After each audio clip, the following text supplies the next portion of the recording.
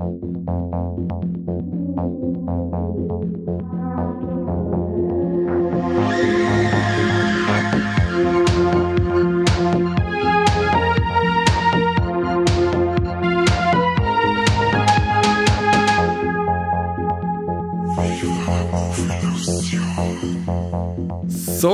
Servus und Habidere zu einer neuen Folge Viva la Movilusion Podcast. Heute wieder zu unserem allseits beliebten Format, den Warlex. Und es geht um die Warlex vom Juni. Mit uns dabei, mit mir dabei, der Conny. Was? Conny. Conny, hallo.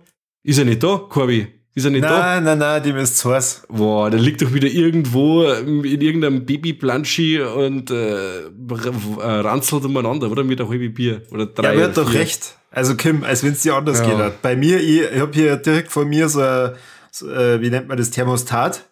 Ja. Das sagt 24,3 Grad an bei 63% Luftfeuchtigkeit. Boah, geht. Voll Teufel. Ja, in die Tropen kann es nicht schlimmer sein. Aber die haben schon dran gewohnt und mir sitzt man da in unserem Satz herin und schwitzt man wie die Teufel. Ja gut, dann nehmen wir halt nur wir zwei auf. Corby, servus, wenigstens bist du da. Grüß dich. Mike, es ist mir eine Freude, eine Ehre und ich freue mich schon so direkt mit dir über meine Warlex zum Palavern. Ja. Ich bin auch schon gespannt, was du den Monat dabei hast. Ich gehe da ganz stark davon aus, dass du häufiger dazu gekommen bist, dir was anzuschauen. Zumindest die paar Male, wo ich entweder im Kino war oder mir was angeschaut habe, da habe ich ja mit dir bereits Folgen drüber aufgenommen. Also da kriegt ihr, lieben Hörer, was separat um die Ohren gehauen. Insofern ihr Steady auch noch abgeschlossen habt. Also bei 3 von den Folgen, da sind mindestens 2 Steady exklusiv. Okay. Okay, echt? Du kannst dich schon nicht mehr drüber erinnern, gell? Echt? Ja. Ja, ist wirklich, hast du nichts Gescheites angeschaut oder bist so im Stress allerweil? Lass das Freibad gehen oder was? Freibad gehen, weißt du, mit dem Hund irgendwelche Abenteuer erleben. Ah, Abenteuer mit dem Hund, okay. Was hast du so angeschaut? Weil ich glaube, du, wie schon gesagt, du wirst mehr haben. Das heißt, das macht um einiges mehr Sinn, wenn du anfängst. Also ich habe schon ein paar Sachen gesehen, einiges, würde ich fast behaupten. Und es waren verdammt viele Rewatches dabei. Jetzt fange ich aber mal mit einem Film an, den ich noch nicht gesehen habe vorher. Und zwar heißt der Film Back Attack. Nicht Rat Attack. Nein, nicht Rack Attack. Der ist uns also ich habe einen Screener gekriegt von Ultra Visual Films. Das ist die erste Veröffentlichung von diesem neuen Filmlabel und die haben uns da einen Screener geschickt und den haben wir angeschaut und ich habe es gar nicht glauben können, dass wirklich der Name von dem Filmprogramm ist, nämlich Back Attack. Geht es wirklich darum, dass genmanipulierte mit Plastiktüten sind Experimente gemacht worden und die sind jetzt menschentötende Monster-Plastiktüten. Mhm. Und die brechen aus einem Labor aus und bringen dann einen Haufen Klimaaktivisten, hätte ich fast gesagt. Also es gibt 2 verschiedene Lager. Die einen, die wollen Plastiktüten verbieten, die anderen wollen einen Genmais verbieten lassen. Aber den Plastiktüten ist das scheißegal. Sie bringen alles und jeden um. Natürlich. Natürlich, wie es jetzt so ist mit Plastiktüten. Also es ist ja schon fast voll Meta, oder eigentlich? Also immer an der Kasse, wenn ich mal Plastiktüten immer möchte, dann schaut mir ja die Kassiererin so aus und aber sind Sie sich sicher? Ja. Sind Sie sich wirklich sicher? Oder dann nehme ich 2. Und die eine zerreißt dann vor ihr und schmeißt es am Boden hier und tritt drauf, oder? Ja, genau, richtig. Na, es ist tatsächlich schon ewig her. Wann hast du die letzte Plastiktüten gekauft? Also ich nicht. Du, ich hab von Haus aus nie eine gekauft, weil ich entweder so einen Stoffbeutel habe ich von Haus aus. Ja. Nach 10 Jahren Hardline, da haben wir Stoffbeuteln ohne Ende. Wenn man dabei hat. Ich habe eigentlich in meinem Auto, du weißt, na gut, du bist bei mir noch nicht so viel mitgefahren, aber mein Auto ist ja fast ein Müllhalde. Ich habe so viel Klump drin in meinem Auto. Und da ist irgendeine so eine Schachtel oder irgendein Tüttel schon dabei, wo ich meinen Einkauf einstopfen kann. Ich bin dann umweltbewusst, denk mal, jetzt Corby, nimm lieber so eine Stofftaschen, hast länger was davon und die hast du bestimmt auch in meinem Auto. Und weißt du, wie oft ich schon so Stofftaschen gekauft habe? Weil ich nie was dabei habe. Nie. Ja. Das ist allerweil das. Ich kenne die Krampf schon. Ja. Na, aber wie gesagt, Plastiktüten wisse ich jetzt wirklich nicht, wann ich die letzte gekauft hätte. Aber gut. Das ist auf jeden Fall ein deutscher Film, der Back Attack vom Simon Begemann. Und das ist ein ganz skurriles Ding. Also von der Story einmal abgesehen, die ja oberskurril ist, aber wer so Filme schon gesehen hat, wie der Angriff der Killerrucksäcke oder so, oder der Angriff der Killer-Tomaten oder so, der weiß, auf was er sich wieder einlässt. Wobei ich jetzt aber sagen muss, dass die Optik von dem Film wirklich wunderschön ist. Also er schaut hochwertiger aus, als er eigentlich dürfte für so einen Independent-Film. Und wir haben es da wirklich mit einer total übertraten Spoof-Horror-Komödie zum Tor. Also er nimmt sie wirklich zu keiner Sekunden ernst, zitiert aus der Horrorfilm oder allgemein aus der Filmlandschaft, zitiert er noch und nöcher und der Filmfan schmunzelt bei so manche Dialoge oder Anspielungen an andere Filme. Also ja, wie gesagt, aber es ist jetzt so eine Geschichte, ich kann den Film jetzt nicht uneingeschränkt empfehlen, weil man wirklich mit dieser Story und mit so Independent-Filme wirklich, wo es anfangen können muss, dass man mit dem Film Spaß hat.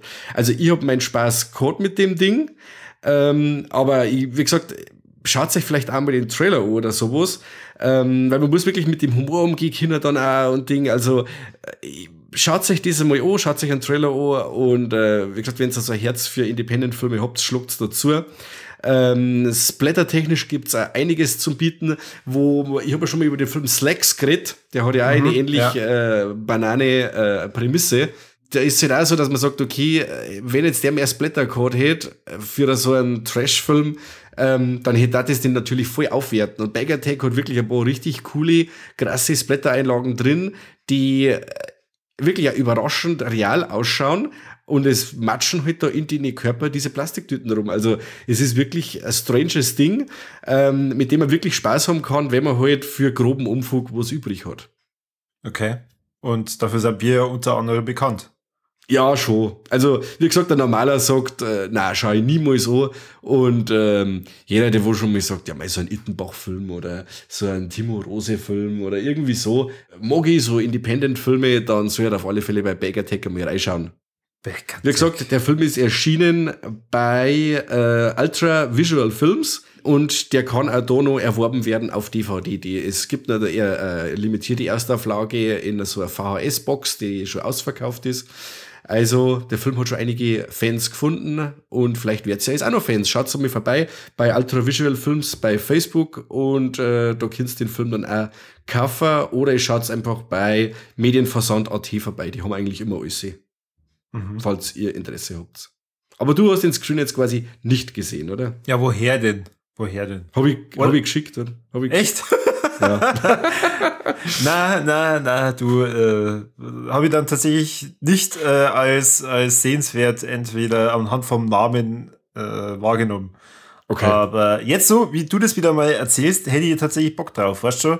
So Plastiktüten, die nicht nur umwelttechnisch angreifen, sondern von Haus aus, ist doch eigentlich eine geile Geschichte. Auf jeden Fall. Und das Ding dauert nicht lange. Ich habe jetzt das nicht auf der Uhr, wie lang der ist, aber es ist ein kurzweiliges Ding.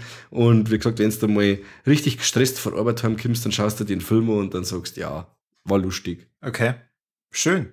Ja. Das ist eigentlich eine perfekte Überleitung zu dem Film, den ich ganz neu gesehen habe. Und ich weiß nicht, ob du den vielleicht schon gesehen hast oder du hast ihn vielleicht wahrgenommen.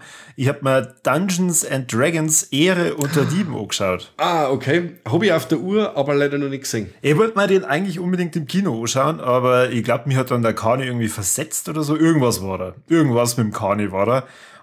Und dann hat er mal irgendwie gesagt, ja, wir kriegen ja dabei den Screener und klar, wenn ich den hab, dann gebe ich ihn da. Also seitdem habe ich nie wieder was gehört.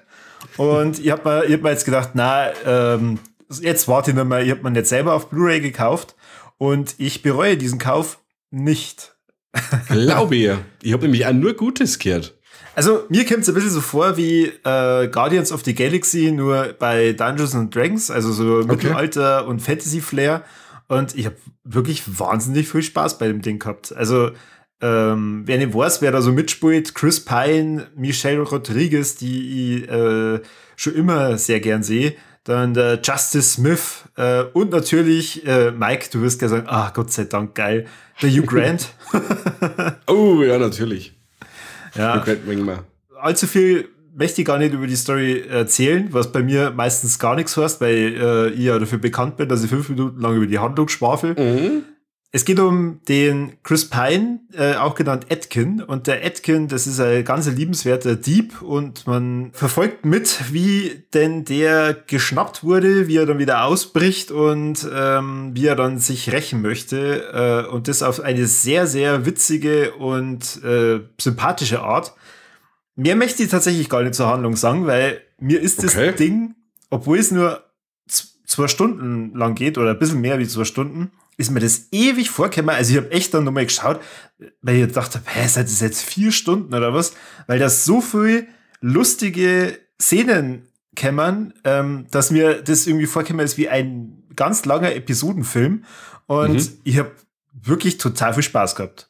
Also, sehr schön. Wie schon gesagt, ich möchte da gar nicht allzu viel sagen, weil ich glaube, man nimmt dann da schon ein paar Ideen dann mit raus und ich kann den einfach nur wärmstens empfehlen. Ich meine, Justice Smith oder so, der, ich glaube, kann keine ernsthafte Rolle so richtig spielen. Ja, keine Ahnung. Mir hat das Ding total viel Spaß gemacht. Basiert das auf einem Computerspiel oder irgendwie so? Mir kommt der Name so bekannt vor. Oder vorab schon, wie ich das gelesen habe, dass der Film kommt. Basiert das auf irgendwas? Naja, also Dungeons and Dragons, das kennst du ja, das ist ja das Tabletop-Spiel. Genau, also ja, Stranger Things quasi, oder? Das muss bei genau, das gibt's ja wirklich. Und es gab ja Anfang der 2000er auch schon ein paar Dungeons and Dragons Filme, die haben aber jetzt, soweit ich das nachvollziehen konnte, damit nichts zu tun. Es ist einfach nochmal neu aufgerollt. Der Film ist unter anderem von John Francis Daley, der den Vacations gemacht hat, den letzten. Mit dem Auto, das sie ein bisschen verselbstständigt. Okay, ja. Oder ich glaube, der hat sogar Game Night mitgemacht. Oh, der war stark.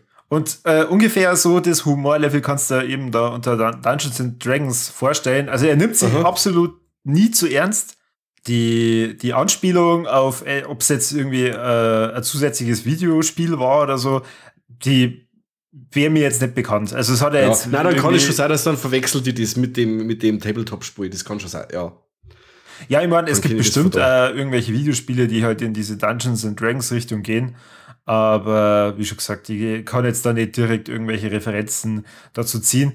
Es gibt bestimmt jetzt einige Hörer, die sagen, mein Gott, bist du blöd, natürlich in dem und dem Universum spielt er so genau in dem Land und in der Stadt und das ist mehr oder weniger fast überliefert. Kann sein, ich weiß nicht. Michelle Rodriguez spielt mit, die ist Family, die spielt alles im Fast and Furious Universe, oder? Ja, genau, richtig. Ich habe die ganze Zeit drauf gewartet, dass sie irgendwie sagt, aber für die Familie. Yeah. Sie spielt auf jeden Fall einen sehr, sehr harten Charakter. Also immer, das war ja direkt ganz ausgewählt, wenn die einmal einen Softie gespielt hätte. Ja, auch wieder sehr passend zu ihr. Und auch wenn der Hugh Grant irgendwie da gar nicht so richtig reinpasst hat, ich fand den sehr amüsant. Er ist aber tatsächlich so ein bisschen der Bösewicht in dem schon wieder Film. Aha. War schon der Böse in Paddington 2. Oh, keine Ahnung. Du kennst Paddington 2 nicht? Nein, ich kenne nur Paddington. Also den ersten habe ich, glaube ich, mal zur Hälfte gesehen und dann bin ich eingeschlafen. Na, der zweite Teil ist einer von den besten Filme aller Zeiten.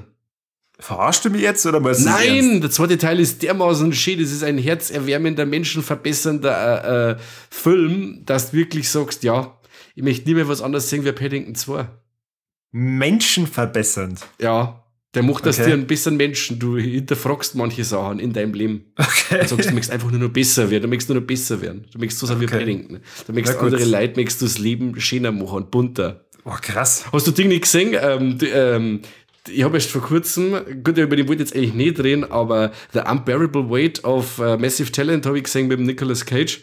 Und da wird ja auch auf Paddington 2 angespielt. Weiß nicht, hast du den Film gesehen gehabt mit dem Nicolas Cage? Nein, den letzten Film mit dem Nicolas Cage, den ich gesehen habe, das war Willy's Wonderland. Ah, okay, ja. Na, also Paddington 2 unbedingt Empfehlung. 5 Sterne mit dem Herz, absolute Empfehlung. Oh, Flippe aus mit Paddington 2. Und das als Fazit von meinem Dungeons and Dragons. Weil es wieder um einen Hugh Grant gegangen ist. Aber wie gesagt, wenn du sagst, du hast ihn noch nicht gesehen, flippe aus. Unbedingt anschauen, unbedingt. Okay. Na gut. Was hast du denn sonst noch gesehen? Jetzt wird's, also ich habe nur noch Schweinskram gesehen, würde ich fast behaupten. Okay. Also ich habe noch gesehen Bunny und sein Killer-Ding. Wo? Bei YouPorn? Na, das muss man schon kaufen, und zwar im Mediabook von Nameless. Wer den Film kennt und ich sag, saftige Muschi, dann hat er jetzt ein Grinsen auf die Lippen, weil das wirklich, dieser Ausspruch in dem Film, ich glaube, dass der 20 Mal vorkommt, und du kannst wirklich jetzt mal einen Schnaps trinken, du kannst ein Trinkspiel draus machen. Also, es geht in dem Film drum, dass ein riesig großer Hase, also auf zwei Beinen, so wie er geht rum wie der Jason, so ungefähr. Nur in einem Hasenkostüm, ist aber ein echter Hase, der mutiert ist. Ein Mensch, der zu einem Monsterhasen mutiert ist. So. Und er hat nur ein Merkmal, außer dass er 3 Meter groß ist und Hasenohren hat. Er hat einen mindestens 60 Zentimeter langen Pimmel, der ihm zwischen die Haxen aber hängt. Also Haxen, zwischen die Beine baumelt der. Und dieser Hase, der ist unglaublich geil und schreckt vor Morden auch nicht zurück. Also das ist wirklich so ein abgefahrenes Ding. Wirklich. Es ist eigentlich ein Exploitation-Film mit einem richtig geilen Hasenmonster und macht wirklich keine Gefangenen. Auf Political Correctness wird in dem Film komplett geschissen. Also es wird wirklich jeder gleich schlecht behandelt. Es wird humortechnisch in alle Richtungen geschossen, sei es schwul, schwarz, jüdisch, weiß, total egal. Die Finnen haben bei dem Film wirklich komplett ausgestiegen. Also seit, ich glaube, Veganer schmecken besser, habe ich nichts mehr gesehen, das so krass in alle Richtungen gefeiert hat und sich irgendetwas auf irgendwelche Konventionen so dermaßen geschissen hat wie Bunny und sein Killer-Ding. Der Humor ist voll krass, muss man mengen. Also, ich muss ganz kurz mal reingrätschen. Grätsch einer. Ich glaube, dass du Fragen hast. Ich bin immer wieder fasziniert, zum einen, wie du auf solche Filme kommst, und zum anderen, warum solche Filme wahrscheinlich mit Millionen unterstützt werden. Also nur diese Artworks, die ich mir hier gerade gegoogelt habe, das ist schon... Warum? Weißt du, warum? Weil sie es können. Weil sie es kennen, die Finnen. Das ist schon geil, was ich hier wieder lese. Wer Hase auf der Jagd nach Pussy. Und auf dem Bild sind irgendwie 4 sehr leicht bekleidete Damen, irgendwo aber in einem Wald, wo Schnee liegt. Genau. Mitten im Finnland am Arsch der Welt. Aha. Man muss auch dazu sagen, zuerst war der Bunny ein Kurzfilm von 2011 und den mit 18 Minuten, und den haben sie dann quasi 2015 aufblasen zu einem richtig familienfreundlichen Film. Also, man muss sagen, es ist kein guter Film. Aber der Film unterhält voll krass mit seinen ganzen Obszönitäten, dass wirklich eine wahre Freude ist. Wirklich der Humor grenzwertig, auch manche Splattereien oder manche Todesszenen sind wirklich grenzwertig, weil ganz viel die sexuelle Komponente dazu kommt, dass einmal ein Dodi vergewaltigt wird vor dem Hasen und so, weil er halt wirklich ganz schön geil umeinander läuft mit seinem 60 Zentimeter langer Riemen. Und der Kani ist nicht da und der Kani hört es nicht und kann nicht kommentieren. Ich weiß nicht, Soll ich kichern in Vertretung für den Kani oder was? Ja, bitte. Da gibt es zum Beispiel, also splattertechnisch, es gibt eine Szene, wirklich, ich habe so viel gelacht, da wird ein Nocker da auf der Straße vor der Polizei zusammengefahren, und dann ist er aber so, der klebt auf der Windschutzscheibe und sein Pimmel ist quasi durch die Windschutzscheibe durchgeschossen, und während das Auto weiterfährt und sich die Polizisten anschauen und anschreien, weil sie so total schockiert sind, baumelt der Pimmel innen in dem Polizeiauto umeinander. Und das ist auch noch ganz schön gut gemacht, also wir reden da wirklich von erstklassige Effekte. Wirklich, ich hab das jetzt 6, das ist Wahnsinn. Du lachst dich tot, wenn du auf derben Humor stehst. Warum? Ja. Warum? Ja, stark. Wirklich, ja. Aber es war splattertechnisch natürlich noch wegen mehr drin gewesen, aber er hat wirklich noch so viele andere Obszönitäten, wie gesagt, dass das eigentlich auch wieder gelangt. Aber zwischen die ganzen Obszönitäten hat der Film leider nicht viel zu bieten. Also wenn es wirklich dann um die Charaktere geht und wenn er versucht, eine Geschichte zu verzeihen, dann versagt der Film komplett, und es kommt auch einmal zwischen den ganzen Sauereien einmal Langeweile auf. Aber wie gesagt, der nächste Schock und der nächste Lacher und die nächste Obszönität ist nicht weit. Und wir haben wirklich für unsere 3T eine Vollbedienung. Also wir haben eine 3 von 3. Wir haben eine Möpse, wir haben eine Pimmel ganz viel. Wir haben sogar weibliche Geschlechtsteile und wir haben noch tote Tiere. Zusammenträne Eichhörnchen. Wow. Also Wow. ein richtig krasses Ding. Er bietet alles. Sehr schön. Alles. Gott sei Dank hat dieser Film von 2015 jetzt nur bei uns in die Rolex reingeschafft. Ja, ich hab den schon ewig. Also wie gesagt, der ist von Nameless Media, ist der rausgekommen und ich hab gewusst, dass die deutsche DVD oder Blu-ray ist um 4 Minuten geschnitten. 4 Minuten Schweinereien und Obszönitäten raus. Und dieses Uncut Media Book von Nameless hat da Abhilfe geschafft. Und ich weiß jetzt nicht, ob es das Teil noch irgendwo gibt. Aber wie gesagt, wer für groben Umfug und einen Haufen Gewalt, nackte Leid, was übrig hat, der soll halt bei dem kleinen, feinen Exploitation-Film Bunny und sein Killer-Ding zugreifen. Bist du jetzt heiß auf den Film? Na, Bist du jetzt heiß? na. Tut mir Brauchst leid. Ja, doch. Also sehen muss ich natürlich, er muss in meine Vita mit rein.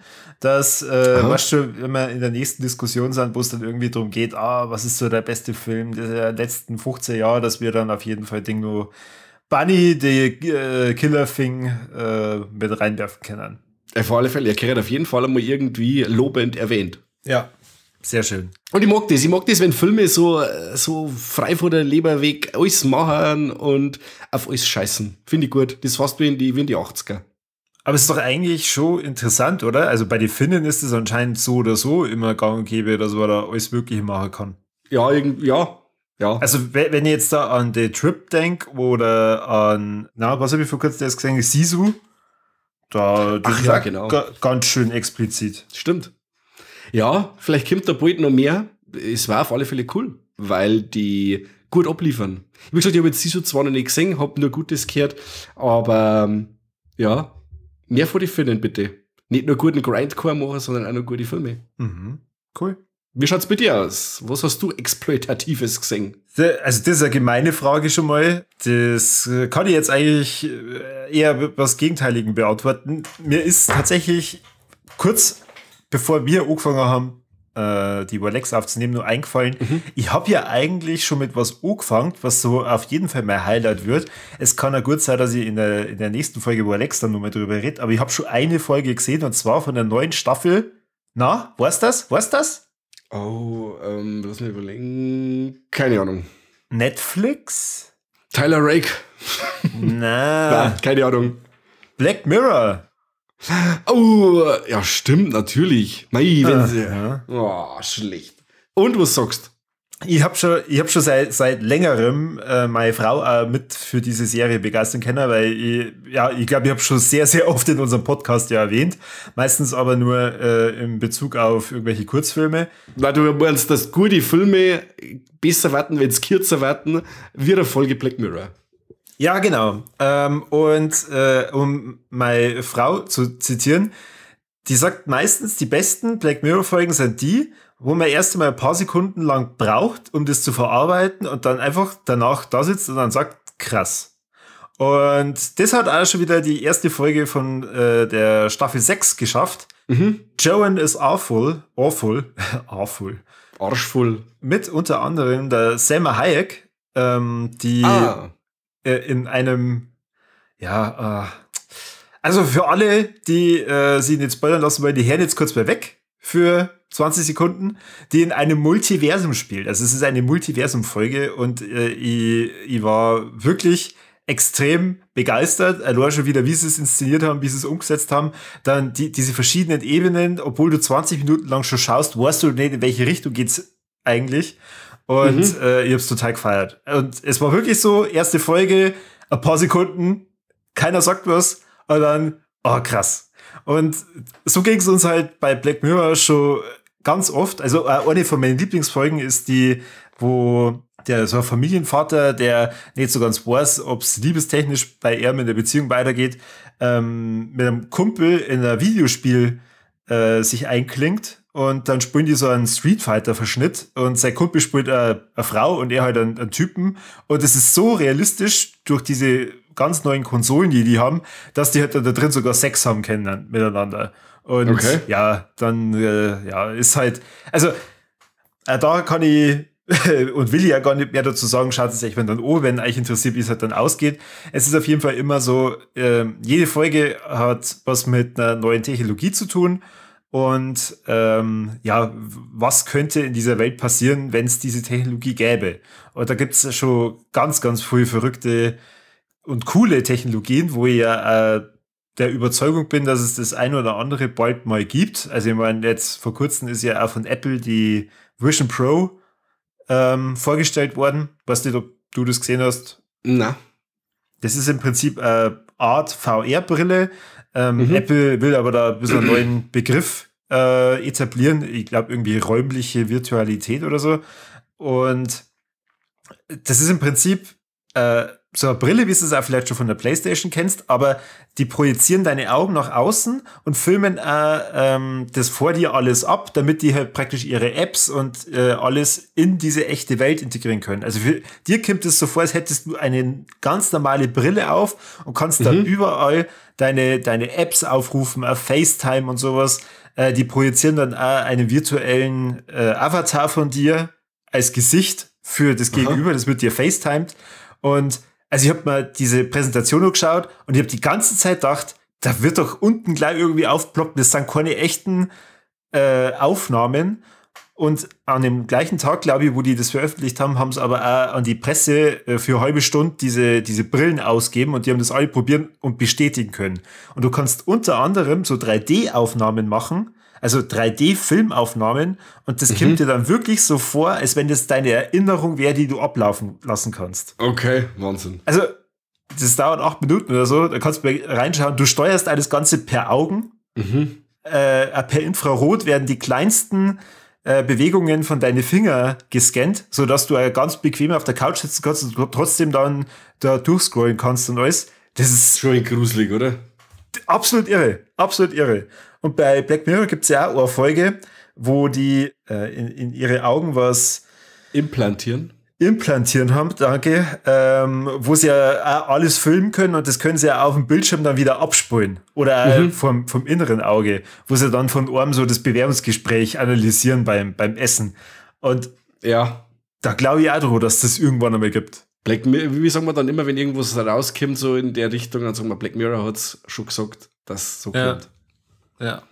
Ich habe eigentlich gar nicht damit gerechnet, dass die Serie überhaupt nochmal reanimiert wird, weil das war ja jetzt halt ganz schön lang still. Und ich freue mich narrisch, dass es weitergeht. Aber ich habe gesagt, ich habe noch nicht reingeschaut. Ist jetzt das wieder wöchentlicher Rhythmus oder ist schon komplett drin?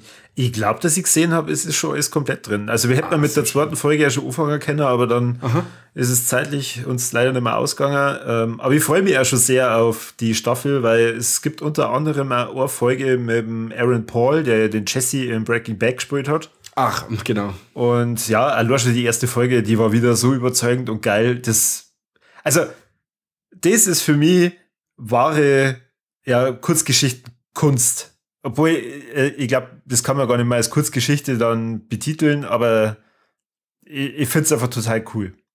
Ich wollte jetzt gerade sagen, ich habe gelesen, dass die Episoden ziemlich lang sind, oder? Die jetzt teilweise schon Spielfilmlänge haben und so, oder? Ach so, du hast doch gar keine Folge da gesehen, oder wie? Von den Neuen noch gar nichts. Nein, aber auch von den alten? Jo, die alten schon. Aber ich habe jetzt irgendwie gelesen, dass die Neuen länger sein sollen als die alten. Ach so, das kann gut sein. Ja, also die erste Folge war definitiv Spielfilmlänge. Aber in den letzten Staffeln haben sie es ja auch meistens so gemacht, dass so die erste Folge länger war und die anderen waren dann wieder ein bisschen kürzer. Aber ja, ich lasse mich jetzt einfach mal überraschen. Also wie schon gesagt, ich denke mal, in den nächsten Wolex werde ich vielleicht über die eine oder andere Folge auch noch mal kurz zumindest reden. Vielleicht bin ich dann auch schon so weit, dann können wir einen Dialog führen. Ja, das wäre sehr schön, sehr schön. So, jetzt kommt das nächste Splatter-Monster mit riesigem Penis oder gehen wir jetzt mal in eine andere Richtung und irgendein Nilpferd erschlägt mit seinen riesigen Titten irgendwelche Jugendlichen oder so. Ja, jetzt pass auf, also so ein riesen Nilpferd in einem Horrorfilm, also ein Tierhorrorfilm mit einem Nilpferd, das war mehr als überfällig. Das gefährlichste Raubtier auf der Welt und gibt keinen Film. Also müssen wir uns auf alle Fälle mal was überlegen. Ja. Ein Nilpferd ist nicht das gefährlichste Raubtier der Welt. Schon. Das sagst du doch einfach jetzt nur so. Nein, das sage ich nicht nur so, das stimmt. Okay. Es gibt nichts Gefährliches. Warum? Warum ist ein Nilpferd weil die so wild sind, weil es so eine Bracken sind. Okay. Aber es ist tatsächlich wieder ein Splatterfilm und das nächste, wo es wieder dann ist, das sind wirklich dann wieder Clippermonster, die Frauen vergewaltigen. Also das ist dann, das hebe ich mir dann für hübsch zum Schluss auf. Ah, super, schön. Das ist dann mein Oberhighlight, das ist der beste Film, den ich dann diesen Monat gesehen habe. Der mit den Clippermonster. Aber jetzt rede ich mal über Storm Warning. Kennst du den? Storm Warning. Ich Von glaube, Jamie Blanks.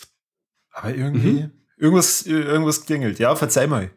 Der Regisseur von dem Ganzen ist der Jamie Blanks. Den kann man kennen. Der hat auch düstere Legenden gemacht. Den kannst du vielleicht kennen. Na. Auch nicht? Okay, na gut. Düstere Legenden ist übrigens ein starker Slasher. Kann man schon, Robert Englund. Aber wir reden ja jetzt über Storm Warning. Das ist ein australischer Film. Da geht es eigentlich darum, dass der missglückte Urlaub für unsere zwei Protagonisten, der Pia und dem Rob, der wie gesagt, der Urlaub, der fällt hübsch ins Wasser, weil Sturm aufzieht. Haha, wie es der Titel schon sagt. Und dann flüchten sie die zwei an Land, weil sie mit dem Boot unterwegs sind.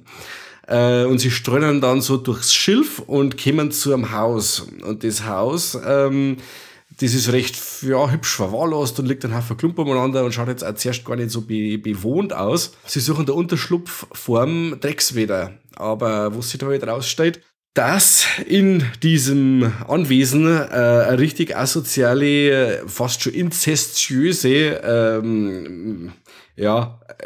Familienkonstellation haust, das sind lauter Männer, die zwei ans Leder wollen. Und das fängt anfangs, es wird das gerade so dialogmäßig und geht eher so in die Psycho-Richtung, wo man schon so Parallelen ziehen kann zu Funny Games oder so. Es ist sehr dialoglastig und es wird eher so psychischer Druck aufgebaut auf unsere Protagonisten, aber es bleibt nicht dabei und aus der psychischen Folter wird dann gegen Ende ein richtig blutiges Handgemenge zwischen den zwei Parteien. Ich muss leider sagen, er braucht recht lang, bis er anläuft, weil bis dann einmal zu dem Haus kommen und bis sie dann raussteht, dass die Typen da nichts Gutes wollen und dann dieses Psychoduell, das zirkt sich schon mehr ein bisschen. Aber dann ab der Hälfte, sage ich jetzt einmal, wenn der Film dann Gas gibt und unsere zwei Protagonisten sich zur Wehr setzen, dann hat der Film einiges an Schauwerten. Also es wird richtig blutig, die Splatter-Effekte sind ziemlich cool gemacht. Auch die Atmosphäre vom Film ist ziemlich gut. Also es ist später dann Fade bei Nacht und bei Sturm und Blitz und so. Das ist immer cool. Und das letzte Drittel entschädigt dann total für den schwachen Auftakt. Ich habe Storm Warning schon mit gesehen, aber jetzt ist ein Mediabook rausgekommen von Turbine. Das habe ich mir natürlich schießen müssen, weil es ist die erste deutschsprachige Veröffentlichung. Bis jetzt war alles geschnitten, was es bei uns in Deutschland so gegeben hat, und das ist jetzt die Uncut-Version. Ja, es gibt noch mehr einiges an Schauwerten im Vergleich zu der alten deutschen Fassung. Da werden schon mal Körper in zwei teilt und der Hund frisst die Bauchhöhle leer und so. Ein anderer Typ wird auch mit Angelhaken auseinanderzerrt und an die Wand aufgehängt und so. Also es ist wirklich, das letzte Drittel macht richtig fett Spaß, wenn man den trägen Anfang überstanden hat. Ich find's so geil, dass du vorher nur so über Paddington 2 geschwärmt hast. Ja, weil ich mag ja alles sehen. Ja. Okay. Es muss ein wenig ein Kontrastprogramm sein. Ja, also wenn ich mal Paddington 2 anschaue, dann werde ich an Storm Warning und an Bunny the Killer Thing denken. Das kann doch schon passieren. Nein, also Paddington, der wird dein Herz so pudern, dass du an nichts anderes denken kannst. Also man kennt bei dem Film, dass er recht auf der Torture-Porn-Welle da mitschwimmt und so. Aber ja, kann man schauen, war unterhaltsam, wenn man den Anfang überstanden hat. Was hast du noch gesehen? Ja, ich habe es ja neulich, wo wir im Kino waren, schon gesagt, und ich habe ja schon ein super Meme vorbereitet. Also das wird mein Highlight jetzt dann, wenn ich mal wieder was auf Facebook poste und ihr so einem Kani nicht sagt, dass er es auch nicht löscht. Ich hab mir die Dinos angeschaut bei Disney Plus, und ich bin aktuell so mitten in der 2. Staffel. Ja, ich find's einfach geil. Also wer nicht weiß, um was es in die Dinos geht oder was das genau ist, Ihr habt es vielleicht, wenn ihr in den 90er aufgewachsen seid, ab und zu mal im Fernsehen wahrgenommen.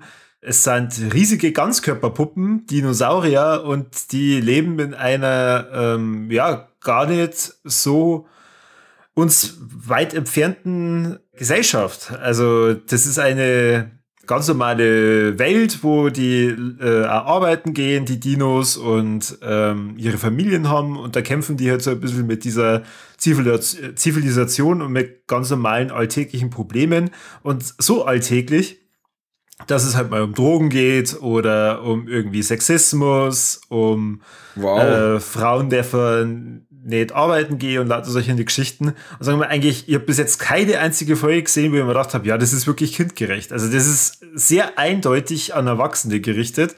Okay. Und ich habe das als Kind eher immer gruselig gefunden, weil es, also ich weiß nicht, ob du das nur im Kopf hast, aber das Intro geht ja recht gruselig los. Stimmt, wo er durchs Dickicht läuft, gell? Ja, genau, wo er erst so durchs Dickicht läuft oder die Bäume umschubst und so. Und erst dann, wenn so die Kamera ganz langsam auf sein Gesicht hochgeht und er dann da steht, bin da, wer noch? Dann geht erst so die lustige Musik los. Und da war ich aber als Kind schon so verunsichert, ob das jetzt was Gruseliges ist oder was Lustiges, dass ich auch nicht genau gewusst habe, was ich da verhalten soll. Jetzt mittlerweile kann ich das natürlich alles ganz anders wahrnehmen. Und finde es einfach geil. Ich finde, mindestens eine Person aus dieser Familie hat sehr viele Parallelen zu unserem lieben Co-Moderator, der halt nicht dabei ist. Das Baby. Ja. Also immer dieses vorlaute Umeinandergeschreie und erstmal von allem irgendwas verlangen. Das gibt man schon. Freien, wenn sie andere Leute wehtun. Ja, genau. Und dann, wenn ihm selber irgendwas gefallen hat, dann ganz laut überschreien, nochmal. Hast du die schon mal ganz gesehen oder hast du die als Kind damals ganz gesehen oder war es bei dir noch im Intro schon komplett vorbei? Was meinst du mit ganz gesehen? Also die ganze Serie bis zum Schluss. Boah, du, das sind 65 Folgen, die habe ich nie alle gesehen. Okay, wir reden dann quasi in den nächsten, wo Alex übers Ende. Okay. Wo wir wieder beim Thema sind, nicht für Kinder geeignet. Die letzte Folge ist Gut Punch. Okay. Also ich habe vor ein paar Jahren einmal reingeschaut und da habe ich diese Drogenfolge nur so in Erinnerung, dass ich mir gedacht habe, was? Hä? Ich hab mir das wirklich angeschaut, weil ich mir gedacht habe, ja, so leichte Unterhaltung nebenbei, während man irgendwie irgendwas ausarbeitet. Und dann gibt diese Drogenfolge, ich denke mir, da geht's doch jetzt nicht wirklich um Drogen. Und krass. Aber ja, wenn man es jetzt auch von vorn anschaut, da kennt man schon echt üble Sachen vor.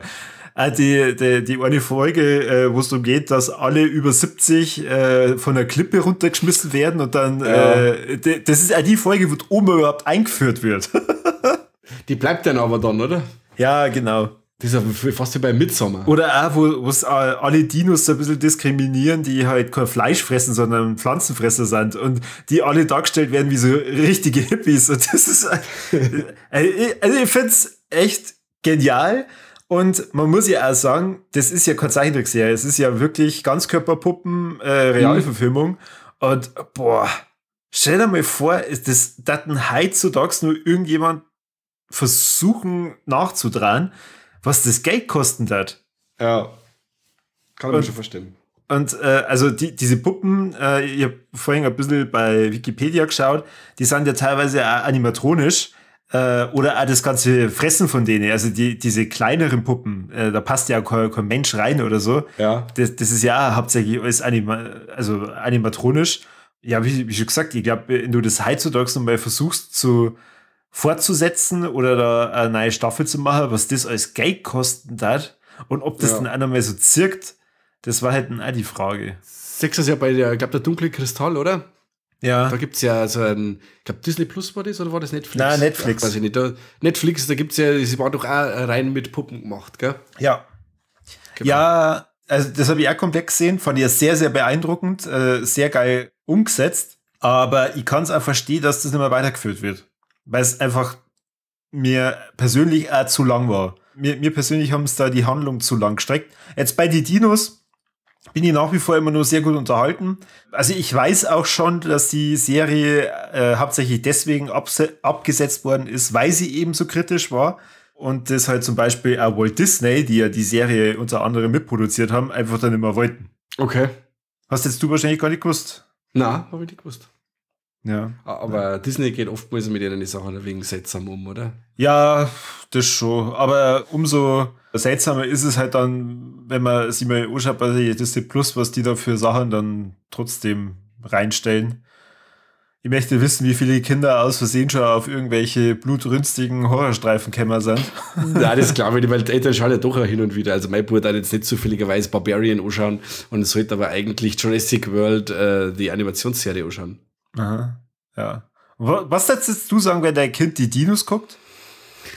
Die war ich noch gar nicht gekommen. Ich müsste da zuerst mal eine Folge sehen. Also es ist ja eigentlich nichts, was ich meine Kinder vorsetze, wo ich nicht vorher schon mindestens eine Folge gesehen habe. Ich müsste noch mal reinschauen. Also wie gesagt, meine letzte Dinos-Folge ist, jetzt bin ich, wie wir 30 Jahre her sind. Also, das ist lang her. Also schau mal ruhig in 1 oder 2 Folgen rein und dann wirst du wahrscheinlich dir auch denken, Alter, so extrem kritisch habe ich das nicht mehr in Erinnerung. Ja, das kann schon sein. Dieser wird Simpsons ja eigentlich auch diesen Humor für Erwachsene haben, aber Kinder schauen es trotzdem und kichern mit. Wobei sie teilweise gar nicht verstehen und wussten, dass es überhaupt geht. Ja gut, da gibt es tatsächlich große Parallelen. Also bei den Dinos gibt es ja viel Slapstick-Humor und so, gerade mit dem Baby, deswegen vergleichen wir sie ja mit dem Kani. Nicht die Mama. So geil. Ja, also ich feiere das aktuell sehr stark, weil ich damit natürlich dann auch wieder ein Stück meiner Kindheit repariere, weil ich dann weiß, okay, das war ja gar nicht gruselig, das war ja eigentlich lustig und bin schon gespannt auf die letzte Folge, wenn du schon sagst, das ist dir selber im Gedächtnis geblieben. Ja, da reden wir drüber. Ja gut, das wär's soweit von meiner Seite. Okay. Dann interessiert mich jetzt natürlich nur, was hast du dir als Highlight oder Highlights aufgehoben? Also ich habe den Film Das Grauen aus der Tiefe von 1980. Den Film habe ich schon ewig nimmer gesehen und jetzt ist der quasi von einer 18er Freigabe und ich glaube, dass der sogar mal indiziert war, freigegeben ab 16, überall erhältlich und habe mir den Film dann auf das ich wieder mal angeschaut, weil ich da Blu-ray gekriegt habe. Der Film aus dem Englischen Humanoids from the Deep. Und ist voll der schmierige Bastard aus einem Exploitation-Film und einem Creature-Feature. Also wir haben uns da wirklich mit geile Fischmenschen zum Tor, die durch so Wachstumshormone so groß waren, sind also größer wie Menschen und voll glibberig und schon fast so Lovecraft-mäßig. Gut, Lovecraft rotiert jetzt wahrscheinlich im Grob, weil ich ihn mit dem Film miteinander genannt habe, weil er hat mit Lovecraft eigentlich nur Fischmenschen gleich, aber diese Fischmenschen kommen quasi an Land, bringen einen Haufen Hunde um, weil die meinen quasi, dass die kommen. Sie wollen sie eigentlich die Dorfbewohnerinnen schnappen, wollen die begatten und wollen sie quasi fortpflanzen und alle anderen wollen es zusammenfressen. Ach so, du hast jetzt das mit geile Fischmenschen wirklich mit geil. Ich hab das wirklich ernst gemeint. Also man sieht dann auch, dass die einmal da drüber rutschen. Quasi. Aber es ist jetzt nicht so, dass es explizit gesagt wird, aber es ist schon, erst einmal für einen Film, der jetzt frei ab 16 ist, schon eindeutig und schon irgendwie krass befremdlich. Also so wie wenn der Bunny eine Leiche vergewaltigt. Also es ist ähnlich krass. Also es ist immer nur, dass ich finde, dass der Film ab 16 hübsch, dass es schon sehr liberal ist, weil er doch ein paar so Spitzen drin hat. Aber gut. Die Splatter-Effekte sind ziemlich cool und reichlich, also da werden die Leute so richtig krass auseinandergenommen. Und auch die Kostüme von den Fischmenschen sind mega, mega cool. Unbedingt anschauen, wer auf so Creature-Features steht, mit so handgemachte Effekte. Der Humanoids from the Deep ist genau eicher Film. Man muss ja auch dazu sagen, dass die Darsteller eigentlich nur das Minimum leisten, was könnten wahrscheinlich, oder vielleicht können es auch nicht mehr, keine Ahnung. Aber es klang für den Film allemal.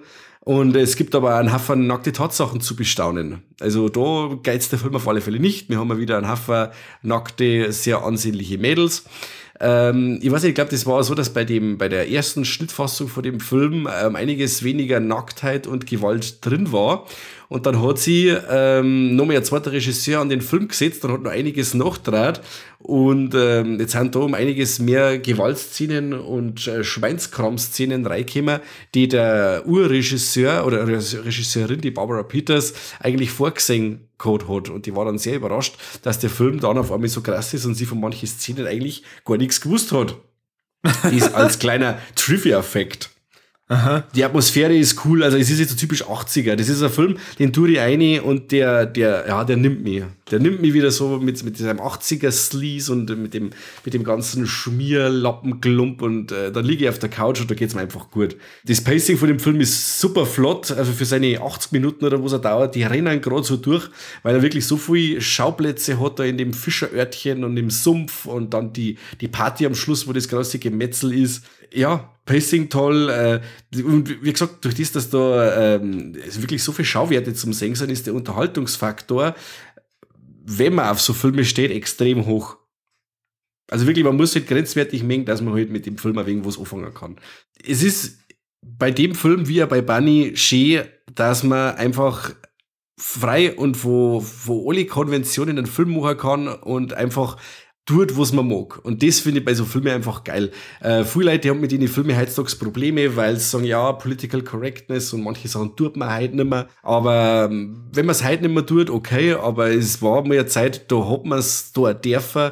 Und ich finde das eigentlich immer wieder cool, wenn man sich da so einen alten Schinken anschaut und da sagt man, okay, da ist noch auf alles geschissen worden, da ist alles durchgezogen worden, wie man es einfach wollte, ohne irgendwelche Konsequenzen zu befürchten. Und das ist auch einer der Humanites from the Deep, einer von den Filmen, die da das bis zur letzten Sekunde auskosten. Mhm. Und den finde ich geil. Der hat von mir 5 gekriegt mit einem Herz, weil er so geil ist. Ja. Diese 80 Minuten, das war Wahnsinn. Also ich habe mir gedacht, das gibt's ja nicht, der muss ja gerade eine Stunde dauert haben, aber wirklich die 80 Minuten, ja, schön. Diese Monster, diese Effekte, ja, schön. Und dann dieses Kleinstadt-Setting da mit dem Fischerdörfchen, das war ein bisschen so an den weißen Hai erinnert und Ding. Schön. Schöner Film. Kennst du aber quasi nicht, oder? Nein, ich bin wieder mal erstaunt, was ich alles bei dir lerne. Also das ist schon beeindruckend. Schon, oder? Geile Fischmenschen. Geile Hasen. Ja. So, ja. Ich habe schon halt jetzt viel gehört von Paddington zu Killerhasen mit Riesenpenissen, irgendwelchen verrückten Sturmwarnungen, geilen Fischmenschen. Und jetzt hast du vorhin nur gesagt, es kommt nur ein Glibber, der irgendwelche Frauen frisst, richtig? Nein, das sind schon das Glibbrige, also das waren jetzt schon diese Fischmenschen, das habe ich gemeint. Ach so. Ich habe gerade noch eine Sache, über die ich noch gerne reden würde, weil gerade bevor ich jetzt mich für einen Podcast hergesessen habe, sind wir mit der ersten Staffel von der Serie Servant fertig geworden. Da könnt ihr ein bisschen was erzählen, weil das war mir ganz was anderes. Ja, verzeih, Kim. Sagt dir der Titel irgendwas? Servant? Produziert vom M. Night Shyamalan. Ah, doch. Warte mal. Das ist aber die Serie bei Apple TV. Ja, genau. Richtig. Ach so. Okay. Ja. Hast du noch nichts gesehen, oder? Nein, ich habe mal das letzte Mal, das ist auch schon wieder 2 War-Leck-Folgen, glaube ich, her, wo wir darüber geredet haben mit Lack und so und Tetris, da habe ich ja gesagt, da kann ich vielleicht mal reinschauen. Habe ich natürlich nicht getan. Du hast jetzt quasi deine Probemonat verstreichen lassen von Apple Plus, oder? Nein, es sind 3 Monate. Ich bin glaube ich schon noch mit drin und ansonsten buchen die mir einfach Geld ab. Also es ist schon eine Frechheit, aber ja. Ja. Auf das spekulieren die, dass du deine Kanäle abonnierst, nicht schaust, aber trotzdem zahlst. Ja. So geht's mir dann bei Paramount Plus. Ich möchte schon seit 4 Wochen das kündigen, weil ich jetzt eigentlich soweit alles gesehen habe. Und dann möchte ich auf die Amazon-App gehen und möchte das kündigen. Und dann heißt es, nein, das kannst du nur über einen Laptop machen. Dann denke ich mir, was ist denn das schon wieder? Und dann, bis ich wieder am Laptop hinkomme, dann vergiss ich es wieder. Aber jetzt kann ich das nebenbei machen. Das ist jetzt ganz gut, dann kündige ich jetzt live vor alle Leute Paramount Plus. Nein. Oh Gott, die ganzen Mitarbeiter werden sie im Grab und rein. Meinst du schon tot sind? Bestimmt. Jetzt mal auf Servant. Das ist eine Horror-Mystery-Drama-Serie. Eben, wie gesagt, produziert vom M. Night Shyamalan Ding Dong. Und da geht's drum, dass der Sean und die Dorothy, die sind da so ein recht erfolgreiches Paar. Er ist ein Starkoch und sie ist eine Fernsehmoderatorin. Nach der 13. Woche stirbt ihr Sohn Jericho. Und der Jericho wird dann ersetzt durch eine lebensnahe oder eine lebensechte Puppe. Und es geht los, dass das Paar die Nanny Leanne zu sich ins Haus einlädt und zum Probearbeiten. Und ihr wird quasi gesagt, sie muss das Kind oder dieses Baby, diese Puppe behandeln, als wäre es ein echtes Kind. Für das Kochen und Hutschen und ins Bett bringen und wageln und hin und her. Genau. Also, meine Frau, wie ich meiner Frau gesagt habe, ja, in der Serie geht es um das und das. Und sie sagt, ja, das ist wie beim Brahms. Sag ich, bei wem? Aber der Brahms. Sag ich, ja, The Boy. Stimmt, bei The Boy war es ja ähnlich, gell? Da mit der Porzellanpuppen. Ja. Nur, dass Servant auf ganz was anderes raus möchte. Wir haben da jetzt 40 Folgen in 4 Staffeln, also 10 Folgen pro Staffel. Und eine Folge dauert schlanke 30 Minuten. Das lässt sich recht schön wegschauen. Ist sehr langsam. Und wie das da für so Shyamalan-Geschichten üblich ist, kriegt man erst hübsch spät mit, um was eigentlich geht und warum was dabei auf sich hat, dass diese Nanny diese Puppe hütet. Und man sieht es dann gleich am Schluss von der ersten Folge, das Kind ist auf einmal wieder da oder die Puppe ist dann auf einmal lebendig und ist dann ein Kind. Und jeder fragt sich dann auch, scheiße, wo kommt denn das Kind her? Also es ist hübsch strange, es werden ein Haufen so Rückblenden erzählt. Was auch cool ist, es spielt sich alles nur in dem einen Haus ab. Es gibt ein paar so Sachen, wo man sagt, okay, sie wollen dann herausfinden, weil mit der Leanne, mit der Nanny kommen ja ein paar Sachen seltsam vor, da wollen sie jetzt nachforschen und fahren zu der heim und so. Nur es ist dann so, dass man das nur so als Found-Footage-Element sieht am Laptop, dass die da sind in dem alten Elternhaus. Aber mir verlässt man als Zuschauer dieses Haus nicht. Und das finde ich ziemlich cool, dass sie das trotzdem begrenzten Setting, das dann doch so unterhaltsam ist, wie es denn dann ist. Aber wie gesagt, es ist sehr langsam, sehr spannend, auch sehr atmosphärisch, teilweise ein wenig mindfuckig, lynchmäßig. Und ich habe jetzt mit der ersten Staffel Spaß gehabt und ich möchte halt gern wissen, wie es weitergeht. Also es bleiben einige Sachen offen. Genau. Und jetzt, es ist abgeschlossen mit 4 Staffeln. 3 habe ich quasi noch vor mir. Und dann weiß ich hoffentlich in den nächsten Volex, habe ich dann die letzten 3 Staffeln gesehen und kann euch dann verzeihen, wie es ausgeht, hätte ich gesagt, aber ob die Serie die Qualität von der ersten Staffel halten kann. Ja, ich bin gespannt. Du hast auf jeden Fall mich neugierig gemacht, weil, wie schon gesagt, ich habe schon gar nicht mehr so richtig am Radar gehabt. Ich finde es aber mittlerweile echt schwierig, da einen Überblick zu behalten.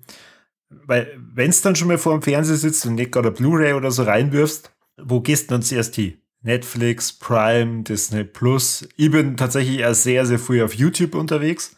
Okay. Weil, ja, wie schon gesagt, wenn ich dann mal schon die Zeit habe, dann möchte ich halt auch was Kurzes, Schnelles sehen. Und da schaue ich mir dann relativ viele Beiträge dann auf YouTube an. Aber Apple TV habe ich schon wieder völlig vergessen. Okay.